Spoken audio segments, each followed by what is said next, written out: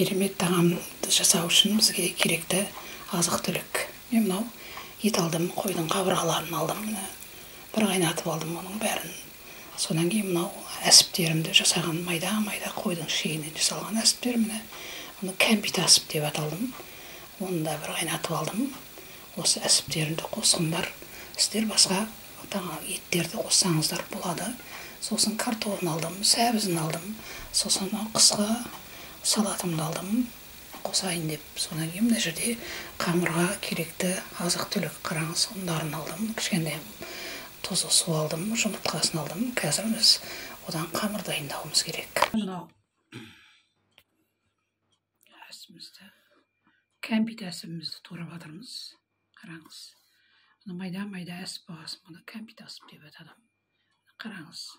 Енді мына қабырғаларды турап алуымыз керек. Қабырғаларды қалай турасаңыз да өзіңіз білесіз. Ет қой бұл. Қабырғаның жанындағы ет. Қалай турасаңыз да өзіңіз білесіз. Сондай керемет тағам болады бұл. Міне майда қойдың қабырғаларын осылай турай беріңіз. Міне мынау пиязын турап алып жатырмыз. Міне қараңыз, кәмпит әсіптеріміздің бәрін бөліп қойдық. Қабырғалардың бәрін турап қойдық. Енді мынау пиязын тура беріңіз. Міне картофын да турап алыңыз. Картопта мен майдалап турағанды жақсы көремін. Өздеріңіз қалай ыңғайлы, солай турай беріңіз. Міне мынау пиязын әкеліп турап жатырмыз. Үстіне мына етін салып жатырмыз. Мына кәмпит әсіптерімізді салып жатырмыз. Қараңыз. Керемет. Өстіп тура беріңіз. Міне қуырылып жатыр. Қуырылып жатқанда бір 10 минуттай уақыт болды. Енді осы тұтадан қыстық лепес қылатын қосайын дедім. Томаттың да керегі жоқ бұл жерде. Демдеуіштердің де керегі жоқ. Қоса беріңіз. Керемет тағам болады.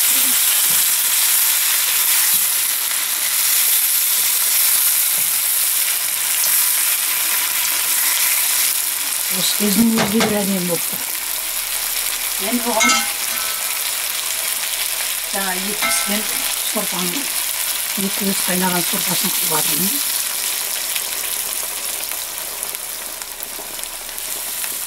Бір 2 шөміш құйсаңыз болды. Біраз қайнауы керек. Міне мынау етіміз қайнап жатқанда, пісіп жатқанда қамырын жайып алайық. Илеп, әдемілеп. Мынау бір жұмыртқамыз оған тұз қостық. Мынау су қосылған, тұз қосылған суымызды қостық. Енді осыған біртіндеп қамыр сала береміз. Оның пісімі.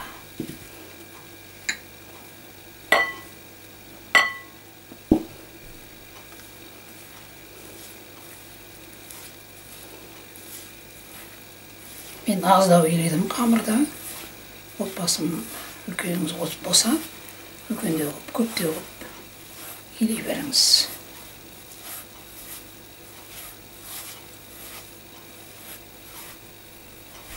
Аған осы кішілеуі жақсы, бізге қалып кетеді, әрқайсысы көбірек елесеңіз қалып кетеді сол бойы. Ысырап болады. Сондықтан мен осы аздау елейін деп ойладым.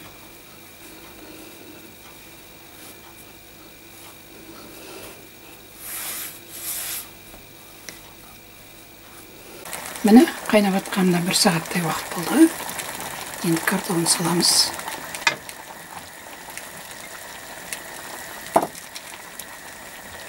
Су енді тұзы да дәмдеуіштерде керемет. Осыны енді бір жарты сағат тұру керек. Жай отта. Міне қамырымыз әдем болып тұнып тұр екен. Енді осыны әдемлеп жұқалап жайып алуымыз керек. Ет асқандағы қамырдағыдай әдемлеп жұқалап жайып алуымыз керек.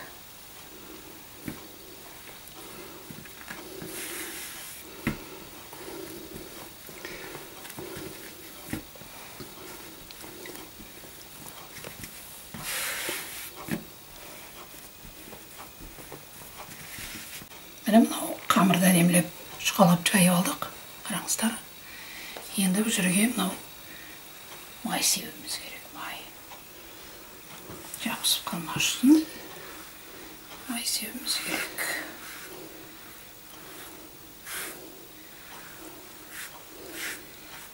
Майды бер жағына себіңіз, жабысып қалмасын. Бұрыш-бұрышына дейін себіңіз, жабысып қалмасын.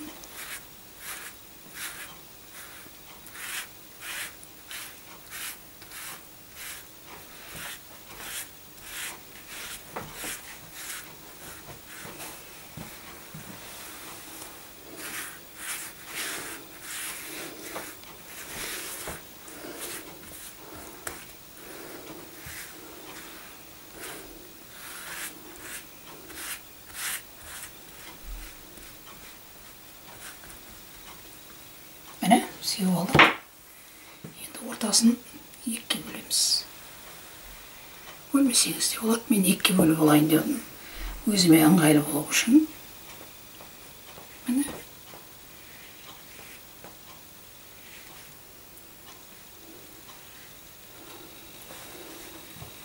Енді бұны мантаваркаға салуымыз керек. Буға пісіріп алуымыз керек бұны.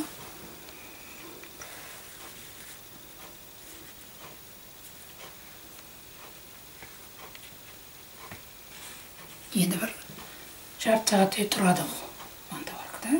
Пісіп, әдемі болып. Біз пешке кеттік. Міне 30 минут тұрды мантаваркада. Енді қараңыз. Қандай әдемі болып кесіліп жатыр.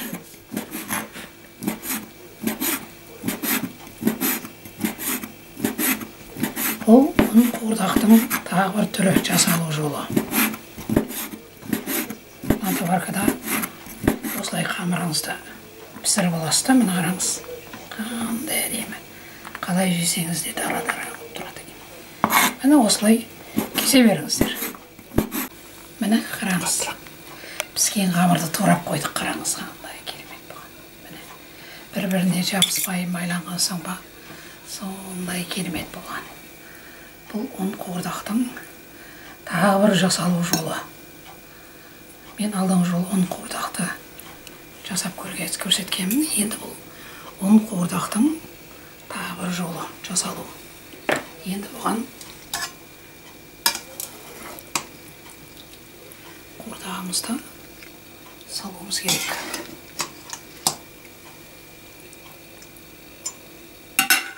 Міне кәмпит асып қуырдағым дайын болды. Қараңыз, керемет тағам болды. Тойымды сен же, мен же деген керемет тағам болды. Қалай қойсаңыз да кәдімгі ұн қуырдақ, бірақ бұған кәмпит асыппен жасалған ұн қуырдақ. Әсіптің неше түрі бар менің арнамда. Әсіптің арасында өскенмен, сондықтан оны жасап жүрмін күнделікті. Осы менің бүгінгі осы дайындаған кәмпит әсіптен жасалған ұн қуырдағым ұнаса, лайк басып, комментарий жазып, ойларыңызды ортаға салыңыздар. Менің тағамдарым ұнап жүріп, сіздерге сондай ойларыңызды ортаға салып, қолпаштап жүргендеріңізге мың алғыс. Комментарийде ойларыңызды айтыңыздар. Астарыңыз дәмді болсын.